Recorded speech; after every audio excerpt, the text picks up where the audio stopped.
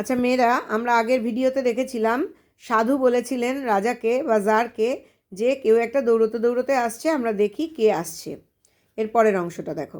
The czar turn round, czar ঘুরে তাকালেন, and saw a bearded man come running out of the wood, এবং দেখতে পেলেন একটা দাড়িওয়ালা লোক দৌড়তে দৌড়তে জঙ্গলের মধ্যে থেকে আসছে, জঙ্গল থেকে বেরিয়ে আসছে।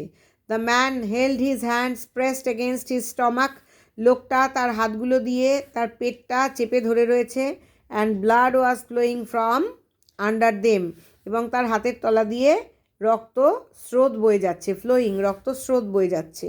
When he reached the czar, যখন ওই লোকটি জারের কাছে পৌঁছলো, he fell fainting on the ground moaning feebly, সে লোকটা কী হলো, পড়ে গেল অজ্ঞান হয়ে মাটিতে এবং যন্ত্রণার কাতর আর্তনাদ করতে লাগলো, খুব মানে ফিবলি মানে দুর্বলভাবে, গোঙানির মতো আর্তনাদ করতে লাগলো দুর্বলভাবে।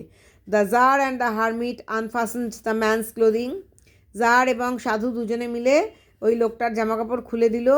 দেয়ার was a large wound in his stomach, তার পেটে একটা বিরাট বড় ক্ষত ছিল। The tsar washed it as best he could, tsar ওই ক্ষতটাকে ভালো করে ধুয়ে দিতে লাগলেন। And bandaged it with his handkerchief, এবং তার রুমাল দিয়ে ওই ক্ষতর জায়গাটা ব্যান্ডেজ করে দিলেন। And with a towel the hermit had, এবং আরও একটা তোয়ালে দিয়ে, যেটা সাধুর কাছে ছিল, অর্থাৎ তার নিজের রুমাল এবং তোয়ালে দিয়ে ওই লোকটির পেটের যেখানে বিরাট ক্ষত ছিল সেই জায়গাটা ব্যান্ডেজ করে দিলেন। But the blood would not stop flowing, কিন্তু রক্তস্রোত বন্ধ হলো না বা রক্তপাত বন্ধ হলো না। And the czar again and again removed the bandage soaked with warm blood, czar বারবার করে ওই ব্যান্ডেজটা সরিয়ে দিতে লাগলেন, যে ব্যান্ডেজটা রক্তে ভিজে যাচ্ছিল, ঈষদুষ্ণ গরম রক্তে বারে বারে ব্যান্ডেজটা ভিজে যাচ্ছিল, সেই ব্যান্ডেজটা বারবার সরিয়ে দিতে লাগলেন, আবার নতুন করে ব্যান্ডেজ করতে লাগলেন। And washed and rebandaged the wound, বারবার ওই জায়গাটা পরিষ্কার করে দিতে লাগলেন বা ধুয়ে দিতে লাগলেন, এবং নতুন করে আবার ক্ষতস্থানটায় ব্যান্ডেজ বেঁধে দিতে লাগলেন। এইভাবেই বারবার জার চেষ্টা চালিয়ে গেলেন। When at last the blood ceased flowing, যখন শেষ পর্যন্ত এই রক্ত বয়ে যাওয়াটা বন্ধ হলো বা রক্ত পড়াটা বন্ধ হলো, সিজড মানে বন্ধ হওয়া, দ্য ম্যান রিভাইভড, লোকটি আস্তে আস্তে বেঁচে উঠল। And asked for something to drink, এবং কিছু পান করার জন্য চাইল। The tsar brought fresh water, tsar কিছুটা তাজা জল নিয়ে এলেন। And gave it to him, এবং লোকটিকে জল খেতে দিলেন। Meanwhile the sun had set, এর মধ্যেই সূর্য ডুবে গিয়েছিল। And it had become cool, এবং চারপাশটা ঠান্ডা হয়ে গিয়েছিল। So the tsar with the hermit's help, সুতরাং জার ওই সাধুর সাহায্য নিয়ে carried the wounded man into the হাট, বহন করে নিয়ে গেলেন ওই আহত লোকটিকে কুড়েঘরের ভেতরে। And laid him on the bed, এবং বিছানায় শুইয়ে দিলেন। Lying on the bed the man closed his eyes, বিছানায় শুয়ে লোকটি তার চোখ বন্ধ করলো। অ্যান্ড ওয়াজ কোয়াইট, এবং একেবারে শান্ত চুপচাপ হয়ে পড়ে রইল। But the Tsar was so tired, কিন্তু জার নিজেই এত ক্লান্ত হয়ে পড়েছিলেন, with his walk and with the work he had done, ওই লোকটাকে বহন করে অতটা হেঁটে এবং যে পরিমাণ কাজ তিনি করেছিলেন, ওই বারবার জায়গাটা ধুয়ে দেয়া এবং ব্যান্ডেজ করে দেয়া, এই কাজটা করার ফলে, that he ক্রাউচড down on the threshold, তিনিও প্রচণ্ড ক্লান্ত হয়ে গুটিসুটি মেরে কুঁকড়ে শুয়ে পড়লেন চৌকাঠের ওপর, ওই কুঁড়েঘরের চৌকাঠের ওপর, থ্রেশহোল্ড মানে চৌকাঠ।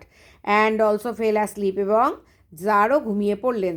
So soundly that he slept all through the short summer night, এত নিস্তব্ধভাবে ঘুমিয়ে পড়লেন যে এরকম ঘুম আর তিনি এই ছোট গ্রীষ্মকালের রাত্রে আর কখনো এর আগে ঘুমননি। When he awoke in the morning, যখন সকালবেলা জার জেগে উঠলেন, it was long before he could remember where he was, অনেকক্ষণ ধরে তিনি মনেই করতে পারলেন না যে তিনি কোথায় আছেন। আর who was the strange bearded man lying on the bed, এবং ওই দাড়িওয়ালা অদ্ভুত দর্শন বা অদ্ভুত দেখতে লোকটা কে, বিছানায় শুয়ে আছে যে, সেটাও মনে করতে পারলেন না। And gazing intently at him, এবং গভীরভাবে খুব মনোযোগ দিয়ে একদৃষ্টে তাকিয়ে রইলেন লোকটির দিকে, উইথ শাইনিং আইজ, জলজলে চোখ নিয়ে। Forgive me said the bearded man in a weak voice, দুর্বল গলায় দাড়িওয়ালা লোকটি বলল, ক্ষমা করুন আমাকে। When he saw that the Tsar was awake, যখন লোকটি দেখল যে জার জেগে উঠেছেন। And was looking at him, এবং তার দিকে তাকিয়ে আছেন।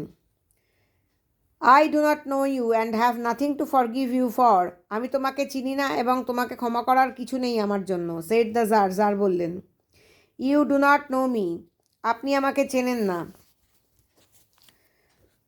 সরি, আপনি আমাকে চেনেন না, বাট আই নো ইউ, কিন্তু আমি আপনাকে চিনি। I am the enemy of yours who swore to revenge himself on you, আমি হচ্ছি সেই শত্রু যে কিনা প্রতিজ্ঞা, সোয়ার মানে হচ্ছে প্রতিজ্ঞাবদ্ধ হওয়া, যে প্রতিজ্ঞাবদ্ধ হয়েছিল যে আপনার ওপর সে প্রতিশোধ নেবেই। Because you executed his brother, কারণ আপনি শাস্তি দিয়ে হত্যা করেছিলেন তার ভাইকে, অ্যান্ড সিজড হিজ প্রপার্টি, এবং তার ভাইয়ের সম্পত্তি দখল করে নিয়েছিলেন। আমি হচ্ছি সেই লোক বা সেই শত্রু যার ভাইকে আপনি হত্যা করেছিলেন, শাস্তি দিয়েছিলেন এবং তার সম্পত্তি নিয়ে নিয়েছিলেন।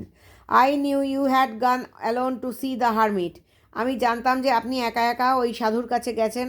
And I resolved to kill you on your way back, এবং আমি সিদ্ধান্ত নিয়েছিলাম বা স্থির করেছিলাম যে আপনাকে হত্যা করব আপনি যখন ফিরবেন। বাট দ্য ডে পাস্ট, কিন্তু সারাদিন কেটে গেল। And you did not return, কিন্তু আপনি ফিরলেন না।